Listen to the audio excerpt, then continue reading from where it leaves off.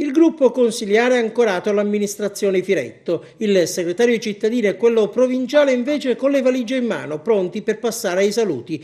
Questo lo scenario in casa PD ad Agrigento rispetto alle vicende politiche che riguardano Palazzo dei Giganti. Botta e risposta, replica e controreplica non fanno che evidenziare le tensioni che si tagliano ormai a fette dentro il partito. Questa mattina il capogruppo di Aula Sollano smentisce di fatto Silvia Licata, da cui è partita la catena delle polemiche. Non comprendo, afferma Angela Calvano, le ragioni politiche che hanno indotto la segretaria cittadina a divulgare un tale tipo di comunicato, menzionandomi senza prima concordarne il contenuto ed attribuendomi affermazioni mai proferite. Ed ancora la Calvano precisa, il Partito Democratico in Consiglio Comunale appoggia l'amministrazione guidata dal sindaco Firetto ed è parte attiva della stessa con la presenza in giunta di Gaetano Riolo. Insomma, quella che emerge è una spaccatura tra le varie anime del Partito Democratico. Riolo e Galvano, forti del sostegno del segretario regionale Fausto Raciti e del sottosegretario Davide Faraone, sponsorizzano l'amministrazione Firetto. Panepinto, Moscat e Iacono insisterebbero invece per abbandonare l'esecutivo di Palazzo dei Giganti.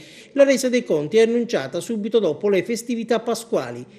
E intanto dentro Aula Sollano scoppia un'altra polemica. I dimoriani, freschi ex alleati di Firetto, puntano l'indice contro Nello Amel, il quale ieri aveva invocato il ritorno dell'apprezzato assessore Miccichè, il cui impegno e il cui lavoro, sono le parole di Amel, non possono essere tranciati da tatticismi politici o di schieramento.